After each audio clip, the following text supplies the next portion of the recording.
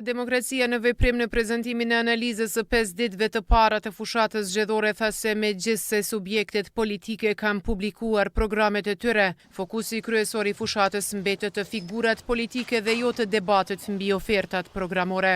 Raporti evidenton gjithashtu raste të përdorimit të fëmijëve në aktivitete zgjedhore, për të cilat janë dorëzuar 2 ankesa në panelin zgjedhor për ankesa dhe parashtresa. U kritikua edhe vendimi i qeverisë për të ndarë mjete financiare në prag zgjedhjesh. Shqetësim i vazhdueshëm që ne si demokraci në veprim e kemi evidentuar është përdorimi i resurseve publike që ka filluar qysh para fillimit zyrtar të fushatës, kryesisht e karakterizuar me vendime të qeverisë për shpërndarje të përfitimeve financiare për qytetarët, gjë që ka krijuar pra një garë të pabarabartë zgjedhore.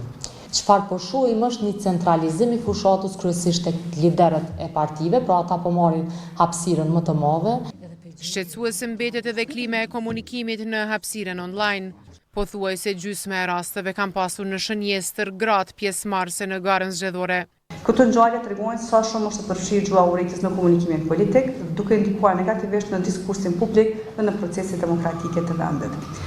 Demokracia në veprim thot se ka edhe pabarazi gjinore si në listat e kandidatëve, ashtu edhe në debatet televizive. Në aspektin mediatik dominojnë emisionet me një kandidat apo një subjekt politik, ndërsa ballafaqimet e drejt për drejta mes kandidatëve mbeten të ralla. Demokracia në veprim u ka bërë thirrje partive politike që në ditët e mbetura të fushatës zgjedhore të fokusohen më shumë në programet dhe zgjidhjet konkrete për qytetarët, duke respektuar standardet e komunikimit dhe rregullat e procesit zgjedhor.